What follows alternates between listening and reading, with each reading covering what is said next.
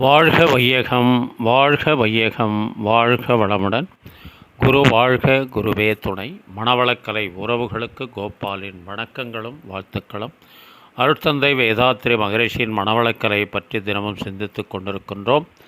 இன்றைக்கு மூலமும் முடிவும் என்ற தலைப்பில் சிந்திக்கவிருக்கிறோம். அன்பும் கருணையும் மகிழ்ச்சியும் நிறைவும் வேண்டுமானால் இறைநிலை உணர்வு எல்லோருக்கும் வர வேண்டும். சிறு குழந்தைகள் நிலையிலே இந்த உணர்வு வருவது எளிதல்ல என்பதால் சிலை வணக்கம் போன்ற சில முறைகள் அவசியமே.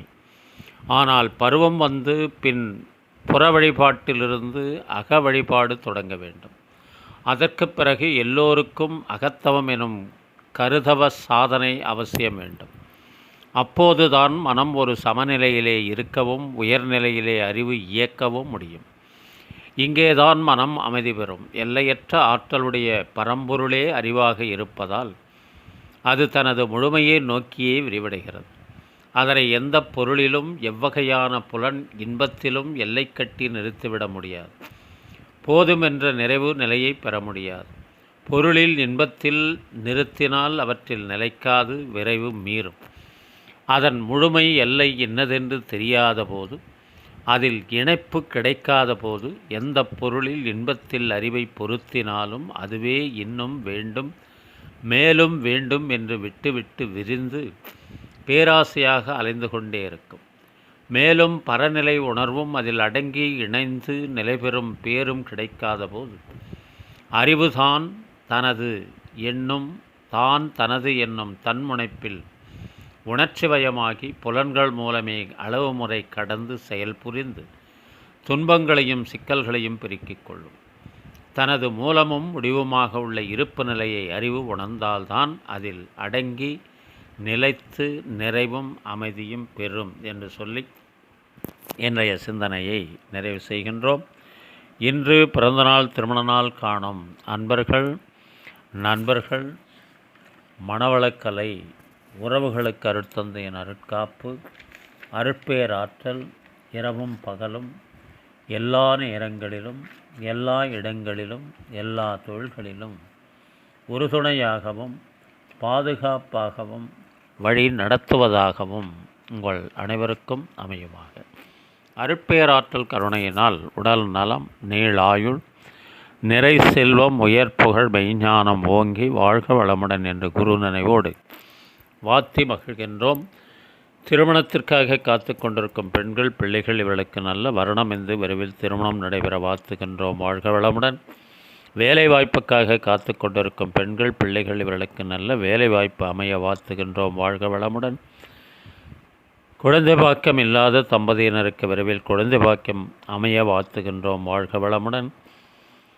உடல்நலம் குன்றியிருப்பவர்கள், மனநலம் பாதிக்கப்பட்டிருப்பவர்கள், தொற்றினால் பாதிக்கப்பட்டிருப்பவர்கள் அனைவரும் விரைவில் பூரண உடல்நலம் பெற வாழ்த்துகின்றோம். வாழ்க வளமுடன்.